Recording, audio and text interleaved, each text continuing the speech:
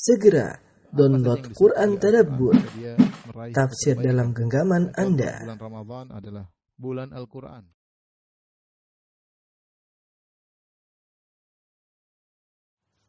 Para rekan-rekan yang mati Subhanahu wa taala, kawan-kawan di ITB yang dimuliakan oleh Allah Subhanahu wa taala, kita melanjutkan bahasan kita dari salah satu bab dari Kitab Tauhid karya Syekh Muhammad bin Abdul Wahhab rahimahullahu taala. Kita masuk pada bab tentang tidak ada yang berhak disembah kecuali Allah Subhanahu wa taala. Ini tentunya menguatkan pembahasan-pembahasan berikutnya, ya, bahwasanya namanya tauhid adalah beribadah dan menyembah hanya kepada Allah Subhanahu wa taala. Ya, kita dapati bahwasanya banyak sesembahan-sembahan selain Allah yang disembah oleh manusia, ya. Makhluk-makhluk yang disembah, baik hewan maupun manusia maupun pohon maupun bintang, rembulan, ya, matahari, ya, arwah, jin-jin, dewa-dewa, gunung, ya. Banyak sekali sembahan-sembahan selain Allah Subhanahu wa taala. Maka bab ini menjelaskan bahwasanya tidak ada yang pantas disembah, ya. Meskipun makhluk tersebut adalah makhluk yang termulia, ya, yaitu Nabi Muhammad SAW tidak pantas untuk disembah, apalagi selain Nabi Muhammad SAW. Tapi kita bacakan dalil-dalil yang dibawakan oleh Syekh Muhammad bin Abdul Wahhab rahimahullahu taala. Ada banyak dalil yang beliau bawa, kita bacakan satu persatu. Di sini ada 4 dalil terutama. Yang pertama, Allah Subhanahu wa taala berfirman dalam surat Al-A'raf ayat 191 sampai 192. Kata Allah Subhanahu wa taala, "Ayusyrikuna ma la yakhluqu syai'an wa hum yukhlaqun." Kata Allah Subhanahu wa taala, apakah mereka mensekutukan Allah, ya, dengan berhala-berhala yang tidak bisa menciptakan suatu pun. Ya. Ayusyrikuna ma la yakhluqu syai'an. Apakah mereka mensekutukan Allah dengan perkara-perkara yang berhala-berhala yang tidak menciptakan apapun. Wa hum yukhlaqun, sementara mereka diciptakan. Wa la yastati'una lahum nasran, dan mereka tidak bisa menolong diri mereka sendiri. Wala anfusahum yansurun, bahkan mereka tidak bisa menolong para penyembah dan mereka tidak bisa menolong diri mereka sendiri. Di sini 4 dalil, 4 pendalilan dalam satu ayat untuk menunjukkan bahwasanya berhala-berhala atau sembahan-sembahan selain Allah tidak pantas untuk disembah. Tolong perhatikan. Kata Allah Subhanahu wa taala, ya, ayusyrikuna ma la yakhluqu syai'an wa hum yukhlaqun wa la yastati'una lahum nasran wa la anfusahum yansurun. Apakah mereka mensekutukan Allah dengan sesembahan-sesembahan yang tidak bisa menciptakan apapun? Sesuatu pun. Kemudian yang kedua, wa hum yukhlaqun, sementara mereka diciptakan. Sementara sembahan-sembahan tersebut diciptakan.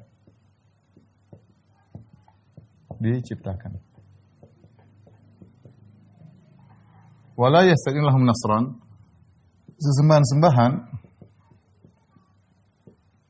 tidak bisa menolong para penyembahnya.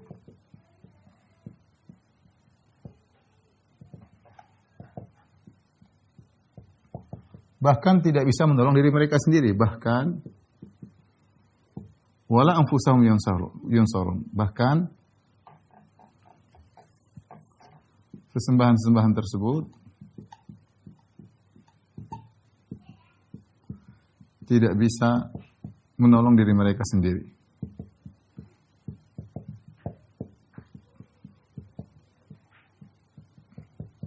Ini sisi 4 pendalilan dari ayat ini, ya. Ini yang pertama, ini yang kedua, ini yang ketiga, yang keempat. Yang keempat, sisi ini menunjukkan tidak pantas Allah disekutukan. Kita lihat yang pertama. Ayusyrikuna ma la yakhluqu syai'an, ya. Makanya apakah kalian mensekutukan Allah dengan perkara-perkara yang tidak bisa menciptakan apa-apa? Makanya Allah mengatakan aruni madza khalaqu minal ard. Kalau memang yang kalian sembah itu berhak disembah, mana tunjukkan ciptaan mereka mana? Kalau mereka punya ciptaan ya bolehlah mereka disembah. Tapi mereka tidak bisa ciptakan apa-apa. Ya. Di sini syai'an nakirah memberikan faedah keumuman. Ya. Umum nakirah. Apapun, ya artinya apapun. Apapun tidak bisa mereka ciptakan. Makanya sesembahan-sembahan tersebut, kita lihat sembahan-sembahan yang disembah. Ya. Apa yang disembah sih? Kita ingin tahu sih. Apa yang disembah? Apa yang disembah? Mulai dari Nabi Isa. Nabi Isa alaihissalam. Nabi Muhammad SAW. Ada yang sebagian orang menyembahnya.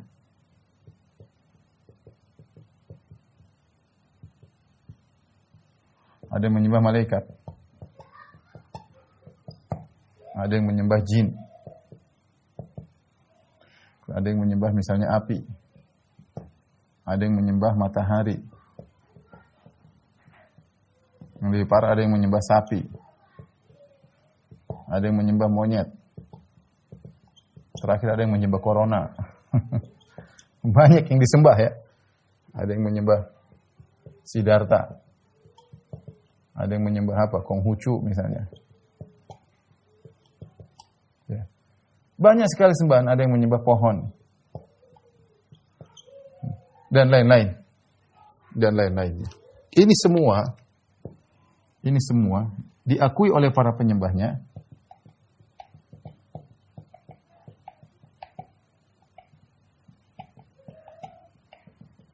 Tidak bisa menciptakan.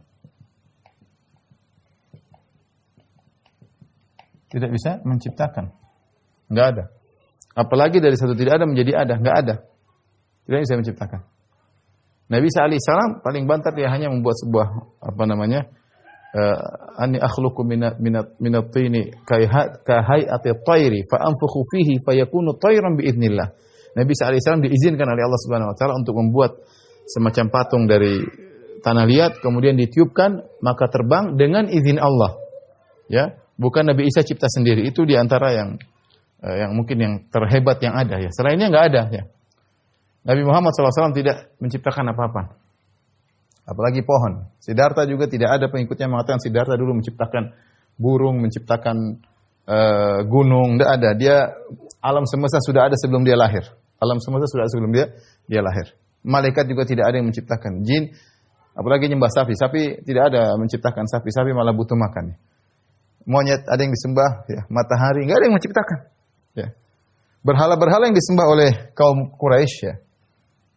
Berhala-berhala yang disembah kaum Quraisy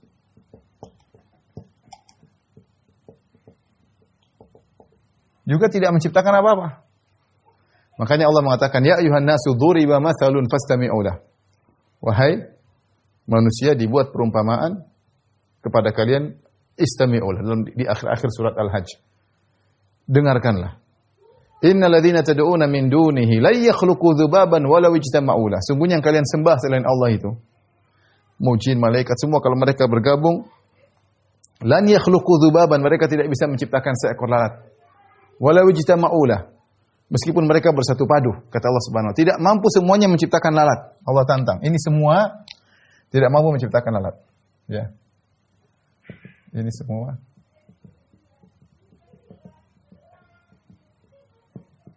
menciptakan lalat. Tidak usah yang keren-keren. Hewan yang hina dengan mata fasetnya yang begitu lincah gerakannya, lalat ya. Tidak ada yang bisa menciptakan. Tidak ada yang bisa menciptakan. Nah kalau mereka tidak menciptakan sesuatu pun, jangankan lalat, ulat aja mereka tidak bisa bikin. Tumbuhan saja mereka tidak bisa bikin. Dalam hadis qudsi kata Allah Subhanahu wa taala, "Wa man azlamu mimman dhahaba yakhluqu ka khalqi." Siapa yang lebih zalim dari orang yang meniru ciptaanku? Fal yakhluqu dzarratan wa awil yakhluqu habbatan awil yakhluqu sya'iratan. Suruh mereka kalau bisa ciptakan semut. Kalau enggak bisa kalau semut enggak bisa mungkin susah bikin semut ya. Enggak semut bikin siapa yang bisa bikin semut? Lalat enggak bisa, semut enggak bisa. Yang bikin semut bisa. Enggak bisa siapa yang bisa bikin semut? Semut kalau enggak bisa, coba kalau enggak bikin habbah, enggak usah jauh-jauh, syairah bikin gandum. Kalau enggak bikin biji, Bikin biji tapi kalau taruh di tanah tumbuh. Bisa bikin sendiri nggak? Nggak bisa. Nggak bisa. Bikin telur kalau menetas keluar ayam yang bisa besar, nggak bisa. Ini semua nggak ada yang ciptakan semuanya. Maka mereka tidak pantas untuk disembah karena mereka tidak mencipta. Aruni madza khalaqu minal ard. Tunjukkan kepadaku apa yang telah mereka ciptakan dari bumi ini, apa yang mereka ciptakan. Am lahum syirkum fis samawat, ya. Ataukah mereka punya andil dalam penciptaan langit? Tidak ada. Jadi yang dalil pertama bahwasanya semua sembahan tidak bisa disembah karena mereka tidak mencipta sesuatu. Makanya kita lihat sembahan-sembahan kebanyakan ini bukan dianggap sebagai pencipta sembahan-sembahan tersebut. Ya, misalnya orang menyembah Nabi Isa diangkat sebagai anak Tuhan misalnya, atau jelmaan Tuhan ya misalnya. Ya, atau misalnya ada yang menyembah jin. Kenapa? Karena jin bisa begini, bisa gitu, tapi tidak mencipta.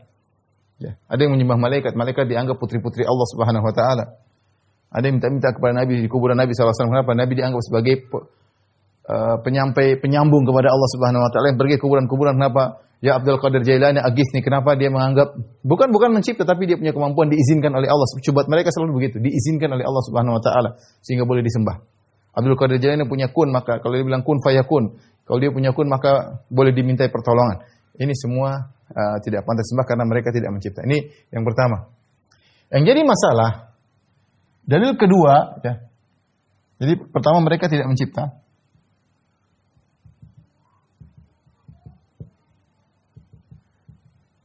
Yang kedua, mereka diciptakan. Semua diciptakan. Ya. Nabi Isa, Nabi Muhammad SAW, Konghucu, malaikat jin, Siddhartha. Apa buktinya mereka diciptakan? Dulunya mereka tidak ada, kemudian ada. Buktinya, dulunya mereka tidak ada.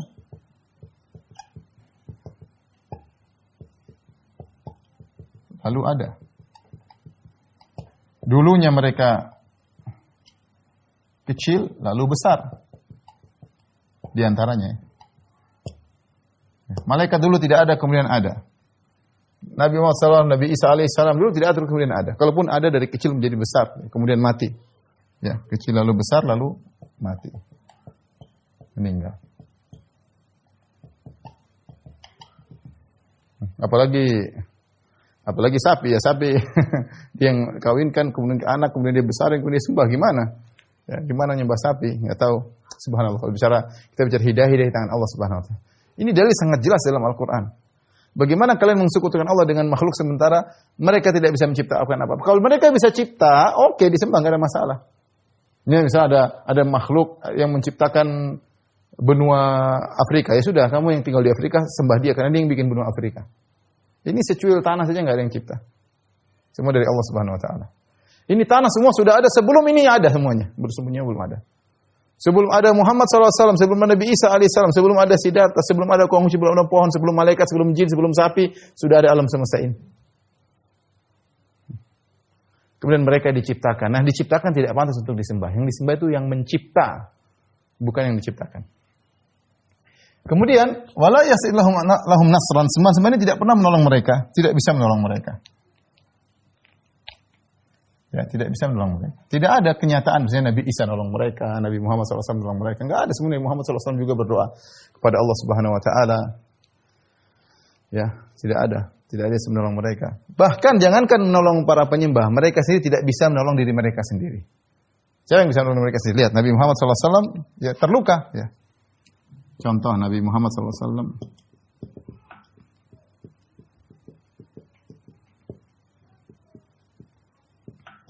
terluka dalam perang Uhud. Enggak bisa menolong diri sendiri. Nabi Isa alaihissalam ya mau ditangkap sama Romawi, oleh pihak Romawi. Siapa yang tolong dia? Allah yang tolong. Namun Allah tolong naik ke atas. Allah menolongnya.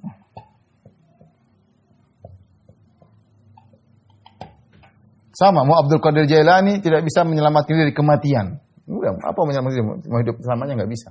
Waktunya mati. Lagi sapi, waktunya mati. Pohon, waktunya rusak. Monyet, waktunya. Maka nanti ada waktunya akan hancur. Ya. Jadi, ini 4 perkara yang menjadikan semua tidak pantas untuk disembah. Bagaimana mau disembah sementara mereka memiliki 4 sifat ini? 4 sifat yang menjadikan mereka tidak pantas untuk disembah. Taib, ini ayat pertama yang jelaskan bahwasanya tidak ada yang berhak disembah kecuali Allah Subhanahu wa taala. Dalil kedua dalam surat Fatir ayat 13 sampai 14. Surat Fatir ayat 13 sampai 14. Kata Allah Subhanahu wa taala, "Walladzina tad'una min dunihi ma yamlikuna min qitmir."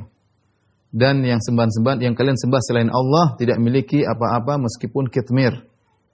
In tad'uuhum la yasma'u du'aakum. Kalau kalian berdoa kepada mereka sembahan-sembahan tersebut tidak akan mendengar doa kalian. Walau sami'u mastajabu lakum. Kalau mereka dengar pun mereka tidak bakalan bisa mengabulkan. Wa yaumal qiyamati yakfuruna bisyirkikum. Dan hari kiamat mereka akan berlepas diri mengingkari kesyirikan kalian. Wala yunabbi'uka mithlu khabir. Dan tidak ada yang bisa mengabarkan kepada kalian seperti al-khabir, seperti Allah Subhanahu wa taala. Baik. Ini juga ada beberapa sisi pendalilan yang mirip dengan yang pertama tapi di sisi yang lain ya. Pertama, Allah mengatakan bagaimana kalian menyembah mereka sementara mereka tidak memiliki apa-apa. Karena mereka tidak menciptakan apa-apa, maka mereka tidak memiliki apa-apa. Di antaranya mereka tidak memiliki kitmir.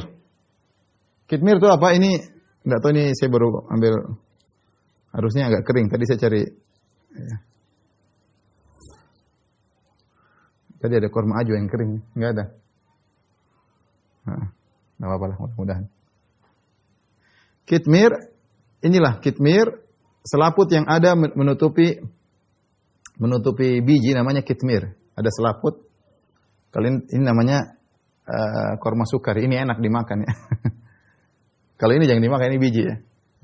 Nah, di biji ini ada selaput ini. Selaput, saya buka selaput. Ini namanya kitmir. Selaput yang meliputi biji. Harusnya kalau dia kering dia lebih tipis daripada ini. Ini masih ke bawah dagingnya. Ada yang lebih tipis daripada ini, sangat tipis ya. Itu namanya kitmir, selaput yang sangat tipis ini. Saya lepas ya. Kata Allah, "Ma yamlikuna min kitmir." Ini. Tidak miliki, mereka tidak miliki ini. Kenapa ini korma yang ciptakan bukan mereka? Ya Nabi Muhammad SAW tidak memiliki, Nabi Isa AS tidak memiliki ini. Para jin tidak memiliki ini ya. Malaikat tidak bisa menciptakan, tidak ada yang bisa ciptakan korma. Saya menciptakan korma ya. Ciptakan korma dengan berbagai macam rasanya, dengan berbagai macam gizinya ya. Ma yamlikuna min qitmir. Tidak, ini pun tidak mereka miliki. Kenapa? Karena mereka tidak ciptakan. Mereka tidak ciptakan ya. Dan di biji korma ada sering yang disebut dengan 3 perumpamaan. Ada fatil, ada qitmir, ada nakir. Ya, kalau nakir ini lubang ini nakir, namanya nakir. Wala yuzlamuna nakira. Ya, mereka tidak akan dizalimi sedikit pun. Nakir itu ada lubang, namanya nakir. Kalau fatil di sini biasanya ada tali atau benang di sini, biasanya ditarik bisa, tapi ini masih basah. Kalau kering kelihatan. Ada tali di sela-sela ini, sela-sela namanya fatil. Tapi intinya, ikhwan dan akhwat yang hati subhanallah, ini saya ingin menyampaikan bahwasanya bagaimana mereka mau disembah sementara mereka tidak memiliki apa-apa. Kita semua ini innalillahi wa inna ilaihi raji'un. Kita ini semua milik Allah. Dia tidak bisa menguasai secara sempurna. Buktinya kita bakalan mati. Buktinya kalau Allah ingin ambil kehendak Allah. Tahu-tahu diambil oleh Allah, tahu-tahu dicuri oleh orang. Cara Allah mengambil apa yang kita miliki mudah. Jangankan harta kita, nyawa kita bisa diambil oleh Allah Subhanahu wa taala, ya. Ini yang pertama. Makanya mereka tidak pantas disembah karena mereka tidak memiliki apa-apa. Kemudian yang kedua, in tad'uuhum la yasma'u du'aakum. Kalau kalian berdoa kepada mereka, mereka tidak akan mendengar doa-doa yang menyembah kepada mereka. Walau sami'u mastajabu lakum. Ya, kalau seandainya mereka dengar juga, mereka tidak bakalan bisa mengabulkan. Ya. Yang keempat, yang parah, jadi pertama mereka tidak memiliki apapun, yang kedua mereka tidak mendengar permintaan kalian. Bila orang dia jauh berteriak, "Ya Ali, agisni, ya Ali, al-madad, al-madad." Orang Syiah kalau berdoa begitu. "Ya Ali al-madad, ya Ali al-madad." "Ya Ali tolonglah kami, ya Husain al-madad, ya Husain tolonglah kami." Enggak ada, Husain enggak dengar. Husain masih hidup saja radhiyallahu anhu enggak dengar kalian, apalagi sudah mati. Ali bin Abi Thalib aja masih hidup enggak bisa dengar kalian. Dia enggak bisa dengar kalian. Dia enggak bisa dengar ketika orang-orang Khawarij berencana untuk membunuh dia, akhirnya dia pun mati. Dia enggak bisa dengar. Kalau dia bisa dengar dari jauh, dia tahu ini orang membunuh saya. Dia enggak bisa dengar.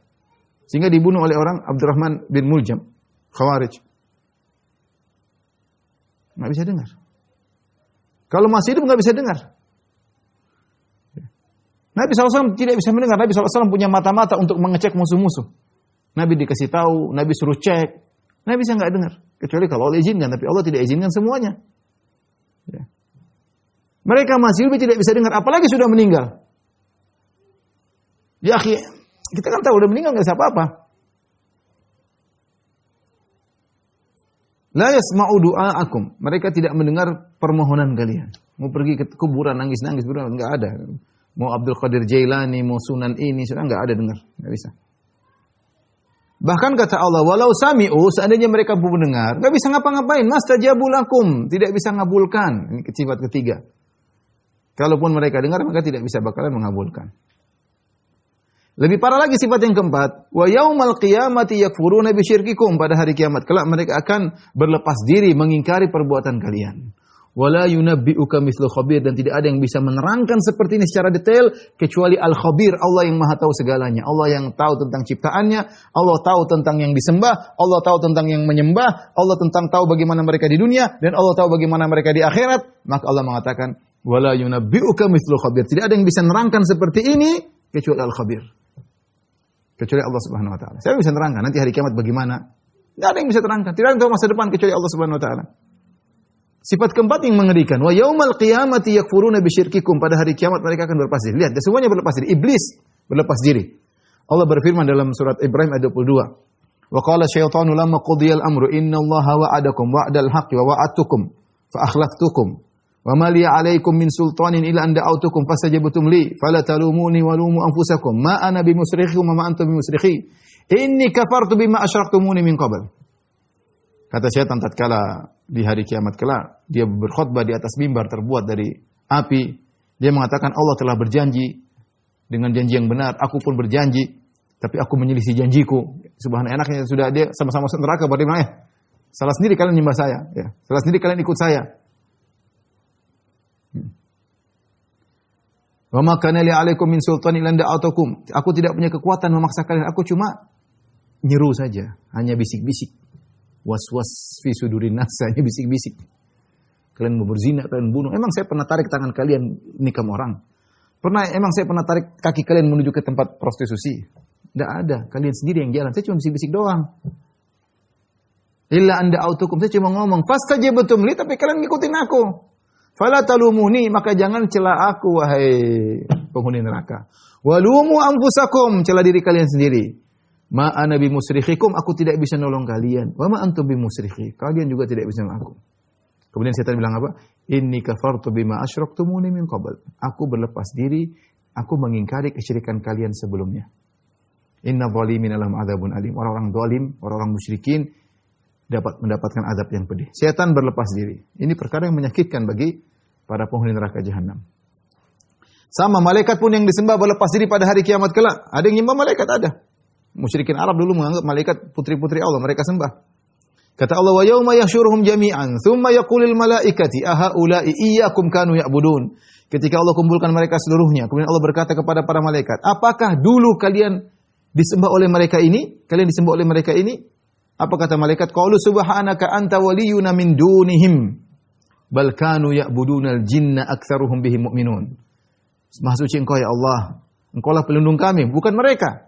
Balkanu, mereka tidak pernah menyembah kami ya Allah. Balkanu ya'budunal jinna, mereka dulu menyembah jin. Rupanya jin-jin dulu bohongin mereka, ngaku sebagai malaikat. Datang kepada mereka pakai baju putih, datang kepada mereka ngajarin ilmu inilah, ilmu kanuragan lah, macam-macam lah. Mengabarkan kepada mereka masa depan lah. Ini malaikat utusan Tuhan, itu jin semua yang mereka sembah. Balkanu ya'budunal jinna, mereka dulu menyembah jin, aktsaruhum bihim mu'minun, kebanyakan mereka beriman kepada jin. Malaikat berlepas diri. Di antara yang disembah siapa? Nabi Isa alaihissalam disembah oleh miliaran manusia. Miliaran. Bukan 1-2 ekor yang nyembah, miliaran. Hidayah di tangan Allah. Kita bersyukur kepada Allah tidak menyembah makhluk. Islam agama tauhid. Ya. Agama yang logis. Miliaran manusia nyembah manusia yang namanya Nabi Isa alaihissalam. Apakah Nabi Isa akan bela mereka sedikit pun? Enggak, sama sekali. Nabi Isa tidak mengatakan, ya Allah kasihan mereka, mereka niatnya baik. Enggak ada Nabi Isa ngomong begitu. Enggak ada. Niat mereka baik, ya Allah, mereka maksudnya mengungkapkan Engkau, ya Allah. Enggak ada ngomong begitu Nabi Isa. Enggak ada. Mereka saking mengagungkan aku sehingga mereka anggap aku adalah anakmu, ya Allah. Maafkan mereka. Enggak ada Nabi Isa ngomong. Nabi Isa berlepas diri. Allah berfirman, wa idh qala Allahu ya Isa bin Maryam, a anta qulta lin-nasi ittakhiduni wa ummi ilahaini min dunillah? Allah bertanya kepada Nabi Isa di hadapan para penyembahnya. Tatkala Allah berkata kepada Isa, wahai Isa ibn Maryam, putra Maryam, apakah engkau pernah memerintahkan kepada manusia, jadikanlah aku dan ibuku sebagai dua Tuhan selain Allah? Allah tanya. Allah sudah tahu, tapi Allah ingin tegakkan hujah di hadapan para penyembahnya. Miliaran manusia yang sudah meninggal miliaran, yang masih hidup miliaran. Qala subhanaka ma yakunu li an aqula ma laysa li bihaq. Maha suci Engkau ya Allah, aku tidak pantas bagiku untuk mengucapkan apa yang tidak benar. In kuntu qultu faqad alimta. Seandainya saya pernah ngomong begitu ya Allah, sekali saja pasti Engkau sudah tahu ya Allah. Saya tidak pernah ngomong seperti itu. Ta'lamu ma fi nafsi wala a'lamu ma fi nafsik. Engkau tahu apa yang ada di diriku, jangankan yang aku ucapkan, yang aku sembunyikan pun Engkau tahu. Wala a'lamu ma fi nafsik, adapun aku tidak tahu apa yang ada pada dirimu. Innaka anta allamul ghuyub, engkau mengetahui segala perkara yang gaib. Kemudian kata Nabi Isa, ma qultu lahum illa ma amartani bihi. Aku tidak pernah berkata kepada mereka kecuali yang kau perintahkan kepadaku. Ani ibudullaha rabbi wa rabbakum. Sembahlah Allah, Rabbku dan Rabb kalian. Wa kuntu alaihim syahidan ma dumtu fihim. Waktu aku masih hidup, aku menyaksikan mereka. Falamma tawaffaitani, tatkala kau wafatkan aku, kau angkat aku. Kunta antar raqiba alaihim, engkau yang mengawasi mereka. Wa anta ala kulli syai'in syahid. Ya. Dan engkau maha kuasa atas segala sesuatu. Nabi Isa berlepas diri, tidak pernah ngajarin sama sekali seperti itu. Ya. Semua sembahan-sembahan yang disembah berlepas diri. Allah Subhanahu wa taala berfirman, "Wattakhadhu min dunillahi alihatan liyakunu lahum 'izza." Mereka mengambil sembahan-sembahan selain Allah untuk menguatkan mereka. Kata Allah, "Kalla, sekali-sekali tidak. Sayakfuruna bi ibadatihim wa yakununa 'alaihim dhidda." Bahwasanya sembahan-sembahan tersebut akan mengingkari perbuatan mereka dan akan menjadi musuh bagi mereka pada hari kiamat kelak. Allah juga berfirman dalam surat Al-Ahqaf, "Wa man adhallu mimman yad'u min dunillahi man la yastajibu lahu ila yaumil qiyamah wa hum an du'aihim ghafilun." Siapa yang lebih sesat dari orang-orang yang berdoa kepada selain Allah yang tidak bisa mengabulkan doa mereka sampai hari kiamat. Wa hum an du'aihim ghafilun, yang disembah lalai dari apa yang dari para penyembah. Mereka tidak pernah dengar para penyembah tersebut, mereka tidak tahu sama sekali. Wa idza husyiran nasu, tatkala manusia sudah dikumpulkan antara yang menyembah dan disembah, kanu lahum a'daan, yang disembah menjadi musuh bagi yang menyembah. Wa kanu bi ibadatihim kafirin, mereka mengingkari peribadatan yang selama ini ditujukan kepada mereka waktu di dunia. Ini semua dalil bahwasanya para sembahan-sembahan tersebut tidak berhak untuk disembah. Yang berhak disembah hanyalah Allah semata. Taib. Kita lanjutkan dalil ketiga. Ingat Allah mengatakan wala yunabbi'uka mithlu khabir. Tidak ada yang bisa mengabarkan seperti Allah. Ya Allah yang tahu ini semua. Detail-detail gini Allah yang tahu semuanya. Saya punya teman cerita, dia punya teman beragama Nasrani. Dia kalau saya lagi main di teman saya, tahu-tahu dia buka Quran terjemahan Inggris. Dia tidak sengaja buka surat Al-Maidah 116 sampai 117. Ayat ini yang tadi saya baca. Wahai Isa, apa kau pernah nyuruh murid-muridmu menjadikan kamu dan ibumu sebagai Tuhan? Dia baca terjemahannya. Terus dia kaget. Loh, kok ada begini di Al-Quran? Dia kaget.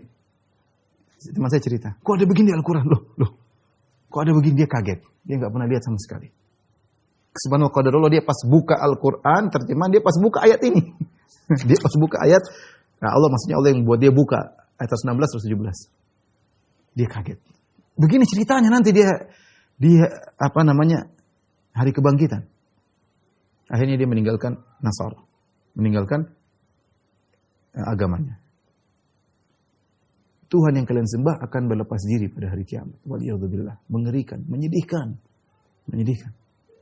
Makanya Umar bin Khattab ketika melihat seorang pendeta, Umar bin Khattab nangis. Amilatun nasibah. Kasihan mereka ini. Sudah ibadah susah-susah di dunia, capek-capek, kemudian tersisa di neraka jahanam. Amilatun nasibah. Ad-dhalin. Sesat, beribadah tidak pakai ilmu. Seperti ini, nyembah. Manusia disembah. Nabi Isa diciptakan, Nabi Isa makan, Nabi Isa minum. Nabi Isa tidur, Nabi Isa ketakutan, Nabi Isa berdoa, Nabi Isa sholat, Nabi Isa sujud. Ya. Nabi Isa mati, disembah. Kok bisa? Kok bisa manusia disembah? Ya. Dia akan berlepas diri pada hari kiamat kelak. Taib. Dalil ketiga dalam hadis dalam Bukhari dan Muslim dari Anas bin Malik radhiyallahu anhu, ketika perang Uhud, kepala Rasulullah SAW terluka. Sujjan Nabi sallallahu alaihi wasallam wa kusira rubaiyatuhu, dan gigi beliau pecah. Di sini terjemahan salah ya di buku yang ini, bukunya saya tadi. Ditulis gigi geraham beliau pecah, bukan gigi geraham. Rubaiyah itu di sini. Ya. 4 gigi ini salah satunya. Ya. Bukan gigi geraham. Salah terjemah. Itu gigi bagian depan beliau. Pecah. Bayangkan wajah penuh darah, Nabi SAW perang Uhud, tidak bisa menyelamatkan dirinya sendiri. Wajah berlumuran darah. Sampai Fatimah membersihkan darah dari wajah Nabi SAW. Gigi pecah. Nabi berkata ketika itu, "Kaifa yuflihu qaumun syajju nabiyahum?" Bagaimana bisa beruntung suatu kaum yang melukai wajah Nabi mereka? Wa huwa yad'uuhum ilal Islam. Padahal Nabi tersebut menyuruh mereka untuk masuk surga. Menyuruh mereka untuk masuk Islam, malah dilukai sampai berlumuran darah. Nabi berkata, "Kaifa yuflihu?" Bagaimana bisa beruntung kaum seperti ini? Nabi ngucapin gitu, bukan dia sok apa, cuma dia tidak sok sama sekali, tidak ujub sama sekali. Cuma dia bilang, bagaimana kaum begini bisa beruntung? Ya, sulit mendapat hidayah. Nabi aslinya menurut ijtihad Nabi SAW. Menurut ijtihad Nabi, kaum seperti ini nggak bakalan dapat hidayah. Gimana mau beruntung? Allah tegur, subhanallah. Allah tegur, karena Dialah Tuhan yang maha tahu segalanya. Dia yang mengatur segalanya. Idza arada syai'an yaqul lahu kun fayakun. Jika mengenai sesuatu tinggal bilang, kun, jadi maka jadilah. Allah turunkan ayat menegur Nabi SAW. Laisa laka minal amri syai'un. Aw yatuba alim aw yu'adzibahum fa innahum zalimun. Tidak ada sedikit pun campur tanganmu dalam urusan mereka itu, wahai Muhammad. Wahai Rasulullah, kau tidak punya urusan dalam hidayah mereka. Bukan urusanmu. Laisa laka minal amri syai'un. Kau tidak punya urusan sedikit pun masalah urusan hidayah mereka. Au yatuba alaihim. Siapa tahu Allah menerima taubat mereka, mengilhamkan taubat mereka. Au yu'adzibuhum, atau mereka Allah azab mereka, fa innahum zalimun, karena mereka zalim, terserah Allah Subhanahu wa taala. Bukan urusan Nabi. Dan benar, ternyata kaum yang Nabi mengatakan, "Kaifa yuflihu qaumun syajju nabiyyahum?" Bagaimana bisa beruntung kaum seperti ini? Banyak di antara mereka masuk Islam. Jadi pejuang-pejuang Islam. Padahal sebelumnya mereka biadab membunuh sahabat-sahabat Nabi, kemudian malah menjadi masuk Islam, menjadi para pejuang. Khalid bin Walid, Abu Sufyan, Ikrimah bin Abi Jahal, Sufyan bin Umayyah, banyak jadi jagoan-jagoan semua. Jadi para pejuang. Hidayah di tangan Allah Subhanahu wa taala. Lihat, Nabi SAW tidak pantas untuk disembah. Dia saja mengatakan, bagaimana bisa beruntung? Ternyata beruntung. Bukan, alam semesta ini bukan urusan Nabi. Hidayah bukan urusan Nabi SAW. Bukan urusan Nabi SAW. Maka orang yang seperti ini, orang termulia di alam semesta ini, yang pintu surga tidak mungkin dibuka kecuali Nabi mengetuknya, tidak boleh disembah. Dia tidak bisa mengatur apa-apa. Dia yang mengatur Allah Subhanahu wa taala.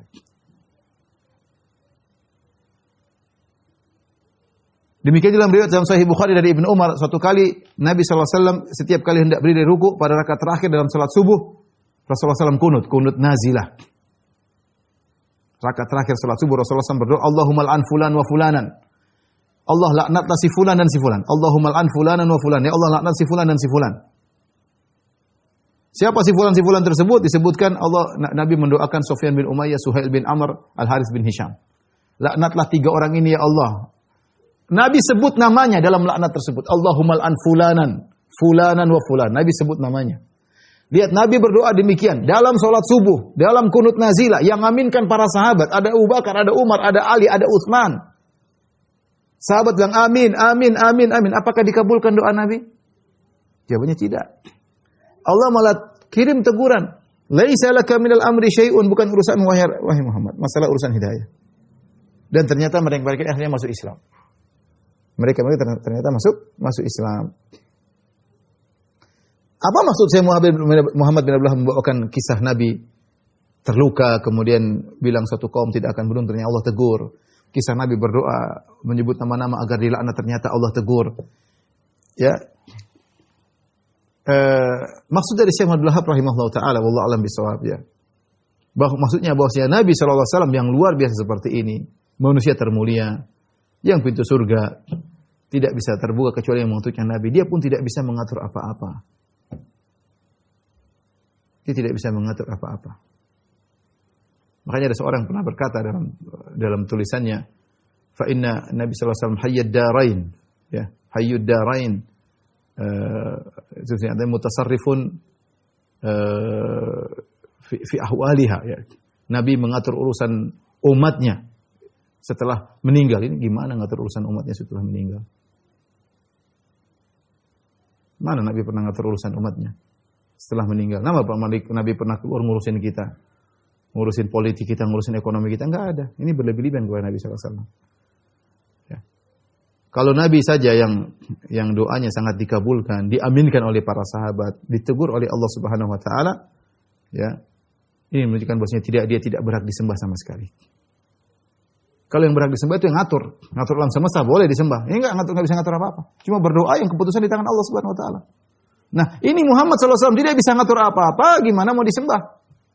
Ini padahal Muhammad sallallahu alaihi wasallam manusia termulia yang Allah wajibkan kita harus lebih cinta kepada Muhammad sallallahu alaihi wasallam daripada ayah kita, daripada ibu kita, daripada seluruh manusia, daripada diri kita sendiri.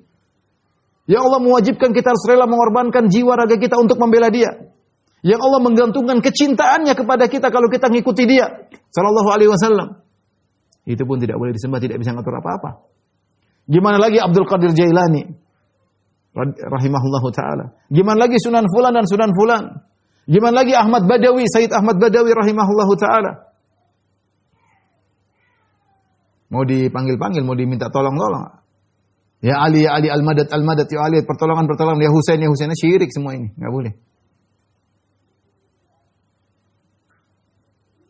Saya pernah dengar ceramah ada seorang dai dari Surabaya, orang tua, orang Arab ya. Dia negur sebagian orang-orang yang kalau dalam kondisi terdesak dia mengatakan, "Ya Abdul Qadir Jailani, Al-Madad, wahai Abdul Qadir tolong pertolonganmu, aghithni." Kemudian dia bantah, saya lucu cuma dia bilang begini, pakai bahasa Jawa. Dia bilang, "Mana Abdul Qadir Jailani? Suruh tangi yo, maksudnya suruh bangun dari kuburanmu. Suruh tangi dari kuburan, nggak bisa bangun, gimana mau tolong kamu bangun dari tempat dari kuburan yang nggak bisa." Cuma orang kalau sudah bicara syirik kadang-kadang nggak jalan akal nggak jalan. Tapi nggak usah heran orang penyembah Nabi Isa saja miliaran, penyembah berhala juga miliaran, terus ya wajar lah, ya begitulah. Ya tugas kita menyampaikan hidayah di tangan Allah Subhanahu wa taala. Dalil yang terakhir yang dibawakan oleh Syekh Abdul Wahab, hadis dalam Sahih Bukhari juga dari Abu Hurairah, ketika diturunkan firman Allah kepada Rasulullah SAW, "Wa anzir ashiratakal aqrabin." Berilah peringatan kepada kerabatmu yang terdekat. Maka Rasulullah menjalankan ayat ini, Rasulullah SAW kemudian beliau bangkit dan bersabda, "Ya ma'syara Quraisy, anqidhu anfusakum." Wahai orang-orang Quraisy, tebuslah diri kalian, selamatkan diri kalian dari neraka jahanam. "La ugni ankum minallahi syai'a." Aku tidak bisa menolong kalian sama sekali. Kemudian dia panggil, "Ya Abbas bin Abdul Muttalib, wahai pamanku, ma ugni anka minallahi syai'a." Aku tidak bisa menolongmu dari Allah sama sekali.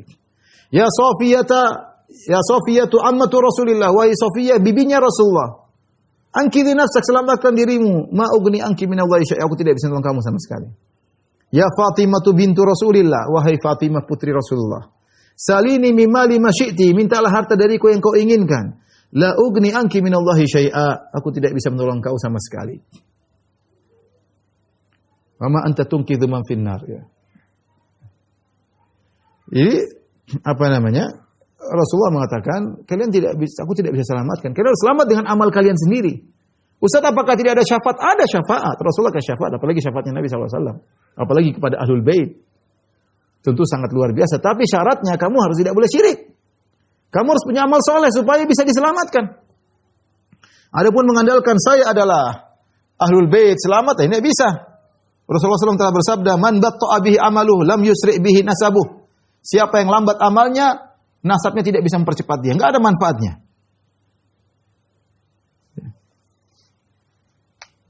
Saya bacakan perkataan Imam Al-Ghazali dalam kitab Ihya Ulumuddin. Saya bacakan saja untuk mendengar ya.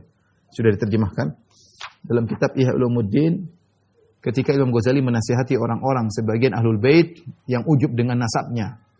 Sebagian mereka, bukan seluruhnya, sebagian mereka Masya Allah orang soleh. Sebagian mereka merasa bahwasanya selamat kalau sudah nasabnya dari Ahlul Bait pasti selamat. Sebagian mereka bahkan ada yang mengatakan yang penting kita emas. Emas ini mau dilemparkan dalam comberan tetap emas. Kita nasabnya nasab mulia. Mau diletakkan dimanapun tidak ada masalah. Ya. Sebagian mereka meyakini masuk surga. Saya dengar langsung dari sebagian Habib teman saya yang Ahlu Sunnah cerita. Keluarga kami sebagian begitu. Saya bilang tidak semua ya. Habib kan macam-macam. Ada yang Syiah. Ada yang Sufi parah. Ada yang Ahlu Sunnah. Masya Allah. Ya. Ada yang jujur. Ada yang bohong. Macam-macam mereka. Ya. Kalau mereka mulia luar biasa. Ya. Mereka adalah keturunan Rasulullah SAW. Kakek mereka punya jasa besar kepada dunia ini. Pada kita terutama orang Islam. Ya. Tetapi ada poin yang diingatkan oleh Imam Al-Ghazali kepada mereka. Ya. Masalah ujub dengan nasab mereka. Imam Ghazali berkata dalam Ihya Ulumuddin, nanti bisa dilihat kawan-kawan yang tahu bahasa Arab, yaitu jilid 3 halaman 375 sampai 376. Ketika Imam Ghazali menasihati itu dengan penghormatan, tapi ini nasihat karena cinta kepada Ahlul Bait. Kita diwajibkan cinta kepada Ahlul Bait. Imam Ghazali berkata, rahimahullah taala, ujub dengan nasab yang mulia sebagaimana ujubnya Al-Hashimiyah, yaitu Ahlul Bait Bani Hashim. Sampai-sampai sebagian mereka menyangka bisa selamat hanya dengan kemuliaan nasab. Yang ngomong bukan saya, tapi yang ngomong Al-Ghazali. Sampai-sampai sebagian mereka menyangka bisa selamat hanya dengan kemuliaan nasab. Keselamatan leluhur mereka serta telah diampuni dosa-dosa mereka. Ya, ini sebagian mereka merasa karena leluhur mereka selamat, Nabi dan lain-lain, maka kita akan selamat dan dosa-dosa telah diampuni. Ya. Sebagian mereka bahkan menghayal bahwasanya ruh seluruh manusia adalah budak-budaknya. Tentunya saya tidak pernah lihat, tapi mungkin Imam Ghazali mendapati sebagian mereka seperti ini, menyangka bahwasanya seluruh selain mereka adalah budak mereka. Kemudian beliau berkata, obat ujub ini adalah hendaknya ia mengetahui bahwasanya jika ia menyelisih perbuatan dan akhlak leluhurnya, sedangkan ia menyangka bahwa ia akan ikut serta mereka, maka ia adalah orang yang jahil. Jika ia hendak meneladani leluhurnya, maka ujub bukanlah termasuk akhlak leluhurnya. Akhlak para leluhurnya adalah rasa khauf, takut, tawadhu, merendahkan diri, menghormati manusia, dan mencela jiwa nafsu mereka. Sungguh mereka para leluhur telah mencapai kemuliaan dengan ketaatan dan ilmu, serta akhlak-akhlak yang terpuji. Mereka tidaklah meraih kemuliaan dengan nasab. Leluhur dulu tidak meraih kemuliaan dengan nasab. Maka hendaklah mereka mencari kemuliaan dengan perkara-perkara yang dengannya para leluhurnya menjadi mulia. Betapa banyak orang yang senasab dan sesuku dengan leluhur mereka, namun mereka tidak beriman kepada Allah dan hari akhir. Dan mereka di sisi Allah lebih buruk dan hina daripada anjing dan babi. Karenanya Allah berfirman, Ya ayuhan nas, inna khalaqnakum min dzakarin wa untha. Wahai manusia, sungguhnya kami menciptakan kamu dari seorang laki dan seorang wanita. Yaitu tidak ada perbedaan pada nasab-nasab kalian. Karena kalian sejatinya berasal dari asal yang sama. Kemudian Allah menyebutkan faedah nasab, wa ja'alnakum syu'uban wa qabaila lita'arafu. Apa faedah nasab? Dan kami menjadikan kalian berbangsa-bangsa, bersuku-suku supaya kalian saling kenal mengenal. Kemudian kata Al-Ghazali, kemudian Allah Azza wa Jalla menjelaskan bahwasanya kemuliaan adalah karena ketakwaan, bukan karena nasab. Inna akramakum indallahi atqakum. Sesungguhnya orang yang paling mulia di antara kalian adalah yang paling bertakwa di antara kalian. Masih lanjut perkataan Ghazali, bukan perkataan saya. Tatkala ditanyakan kepada Rasulullah SAW tentang orang yang paling mulia dan paling cerdas, Rasulullah SAW tidak menjawab, orang yang paling mulia dan cerdas adalah orang yang nasabnya berarah ke nasabku. Bukan itu jawaban Nabi. Nabi tidak pernah mengatakan yang paling baik, yang paling cerdas, yang paling dekat nasabnya kepadaku. Akan tetapi Nabi SAW berkata, akramuhum aktsaruhum dzikran lil mauti wa asyadduhum istidadan lahu. Orang yang paling mulia, orang yang paling banyak mengingat kematian dan paling siap untuk menghadapi kematian. Dan Nabi SAW pernah bersabda, Inna Allah Azza wa Jalla qad adhaba ankum ubiyyatal jahiliyah wa fakhraha bil aba mu'minun taqi fajirun syaqi antum banu adam wa adam min turab. Kata Nabi, sungguhnya Allah telah menghilangkan dari kalian kesombongan ala jahiliyah dan kebanggaan kalian dengan nenek moyang. Yang ada adalah orang beriman yang bertakwa dan orang jahat yang sengsara. Cuma dua. Beriman bertakwa, orang jahat sengsara. Kalian adalah keturunan Adam dan Adam tercipta dari tanah. Dan Nabi Muhammad SAW pernah bersabda, Inna awliya'i yawmal qiyamatil muttaqun, wa in kana nasabun aqraba min nasabin, fala ya'tini nasu bil a'mali wa ta'tuna bid dunya tahmilunaha ala riqabikum, fatakuluna ya Muhammad, fa'akulu hakadha wa hakadha, la wa a'rada fi kila itfaihi. Sungguhnya wali-waliku pada hari kiamat adalah orang-orang yang bertakwa. Meskipun sebagian kalian lebih dekat nasabnya dengan kepadaku daripada sebagian yang lain. Nabi tidak mengingkari. Sebagian kalian nasabnya lebih dekat denganku, tapi wali-waliku adalah yang bertakwa. Kemudian Nabi ingatkan, maka janganlah sampai orang-orang yang tidak termasuk Ahlul Bait yang jauh nasabnya mendatangiku dengan membawa amal soleh, lantas kalian Ahlul Bait malah mendatangiku membawa dunia yang kalian pikul di atas leher kalian. Lalu kalian berkata, wahai Muhammad, maka kelak saya akan menjawab sambil memperagakan. Tidak. Maksudnya tolong, Nabi bilang tidak bisa. Tidak bisa. Nabi Muhammad SAW menjelaskan bahwasanya jika Quraisy condong kepada dunia, maka nasab mereka tidak akan beri manfaat pada mereka. Tatkala turun firman Allah, wa anzir ashiratakal aqrabin. Berilah peringatan kepada keluargamu yang terdekat. Maka Nabi SAW pun memanggil rumpun-rumpun dari suku Quraisy, sehingga akhirnya beliau berkata, ya ma'asyara Quraisy, wahai kaum Quraisy, atau kalimat yang semisalnya, isyaru anfusakum, selamatkanlah jiwa kalian. La ugni ankum minallahi syai', aku tidak bisa menolong kalian. Ya Bani Abdi Manaf, wahai anak-anaknya Bani Abdi Manaf, la ugni ankum minallahi syai', aku tidak bisa tolong kalian. Ya Abbas bin Abdul Muttalib, wahai Abbas paman Nabi, la ugni ankum minallahi syai', aku tidak bisa tolong engkau sama sekali. Wa ya Safiyatu ammatu Rasulillah, wahai Safiyah bibinya Rasulullah, la ugni anki minallahi syai', aku tidak bisa tolong engkau wahai bibiku. Wa ya Fatimatu bintu Muhammadin salini ma syi'ti min mali, wahai Fatimah putri Muhammad, mintalah harta dariku, la ugni anki minallahi syai', aku tidak bisa tolong engkau sama sekali. Ahlul Bait yang menyadari, masih perkataan Ghazali, Ahlul Bait yang menyadari bahwasanya hakikat kemuliaannya adalah sesuai dengan kadar ketakwaannya dan bahwa kebiasaan leluhurnya dahulu adalah rendah hati, maka ia akan meneladani mereka dalam ketakwaan dan rendah hati. Jika dia malah bersikap sebaliknya, maka secara tidak langsung ia telah menodai nasabnya sendiri, walaupun jarak nasab antara dirinya dengan leluhurnya sangat dekat. Selesai nukilan dari Al-Ghazali. Oleh karenanya, seorang yang menyelamatkan amalan dia. Kalau dia beramal saleh, maka dia akan mudah mendapatkan syafaat dari leluhurnya. Ya, tapi kalau dia jauh dari kebaikan, beramal kemaksiatan, ya, maka yang lebih mulia di sisi Allah yang lebih bertakwa. Ya, kalau ini Ahlul Bait, ini bukan Ahlul Bait, tapi satunya lebih bertakwa, mana lebih mulia di sisi Allah? Yang lebih mulia yang ini. Inna akramakum indallahi atqakum. Yang paling mulia adalah yang paling bertakwa. Tapi kalau sama-sama takwa, tentu yang Ahlul Bait, karena dia memiliki plus, nilai plus. Darahnya darah spesial, keturunan Nabi sallallahu alaihi wasallam yang punya jasa besar terhadap kita semua. Wallahu a'lam bishawab. Inilah yang bisa kita sampaikan pada kesempatan kali ini. Ikhwan dan akhwat yang dirahmati Allah Subhanahu wa taala, ya. Bahwasanya tidak ada yang berhak disembah kecuali Allah Subhanahu wa taala, dan seorang jangan menggantungkan surganya kepada orang lain. Ya, dia yang mempengaruhi dia masuk surga tidaklah amal dia. Kalaupun ada bicara syafaat pun hanya bisa dia peroleh kalau Allah izinkan. Bagaimana Allah izinkan dapat syafaat kalau dia bertakwa kepada Allah Subhanahu wa taala, ya. Jangan sampai kita menggantungkan karena ikut Syekh fulan, karena ikut ini fulan, enggak. Masing-masing dengan amalnya sendiri-sendiri. Tadi sudah kita jelaskan, ya. Nasab, kemudian nasihat dari Al-Ghazali, nasab saja tidak bisa menolong seorang. Tidak ada namanya anak Nabi kemudian pasti masuk surga. Tidak ada. Ya. Apakah semua keturunan Nabi pasti masuk surga? Allah sudah menjelaskan, ya, dalam Al-Quran bahwasanya sebagian anak-anak Nabi kufur kepada Allah Subhanahu wa taala. Contoh nyata adalah anaknya Nabi Nuh alaihissalam kufur kepada Allah Subhanahu wa taala. Allah juga berfirman, coba dibuka surat As-Saffat ayat 112 sampai 113. Wa basyarnahu bi Ishaq. Kami beri kabar gembira kepada Ibrahim tentang Ishaq, nabiyyan minas salihin. Dia adalah seorang nabi dari kaum salihin. Wa barakna alaihi wa ala Ishaq. Dan kami berkahi Ibrahim dan Ishaq. Wa min dzurriyyatihima, dan keturunan mereka berdua, muhsinun, ada yang baik. Wa zalimun li nafsihi mubin, dan ada di antara mereka yang zalim kepada dirinya. Ternyata keturunan Ibrahim dan Ishaq ada yang soleh, ada yang tidak soleh. Contoh yang tidak soleh, contohnya orang Yahudi. Orang Yahudi semua keturunan Nabi, mereka anggap keturunan Nabi. Ya, semua Yahudi keturunan Nabi. Keturunan Nabi Ishaq, karena mereka semua keturunan Yakub bin Ishaq bin Ibrahim. Silsilah emas, emas paling emas, sudah super emas. Ya, keturunan Yakub bin Ishaq bin Ibrahim.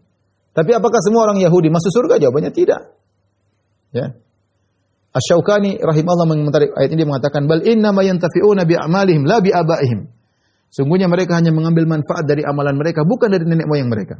Fa innal yahuda wan nasara wa in kanu min waladi Ishaq. Lihat Yahudi Nasrani, Yahudi dan Nasara, meskipun mereka keturunan Nabi Ishaq, faqad saru ila ma saru ilaih min ad-dhalalil mubin. Lihatlah apa yang terjadi mereka sekarang, mereka telah tersesat dalam kesesatan yang nyata. Wal Arab in kanu min waladi Ismail, dan Arab banyak keturunan Nabi Ismail. Abu Jahal, Abu Lahab semua keturunan Ismail. Faqad matu ala syirki. Sungguh mereka telah meninggal dalam kondisi syirik, illa man aqadahu Allahu bil Islam, kecuali diselamatkan dengan Islam. Maka jangan seorang terpedaya dengan saya keturunan ini, keturunan anu. Tidak. Kalau Anda beramal soleh Anda akan mulia. Tapi kalau tidak beramal soleh, percuma nasab tersebut. Wallahu a'lam bishawab. Mungkin sampai sini saja kajian kita. Ya, insyaallah kita lanjutkan pada kesempatan yang lain. Kurang lebihnya saya mohon maaf. Wabillahi taufiq wal hidayah. Assalamualaikum warahmatullahi wabarakatuh.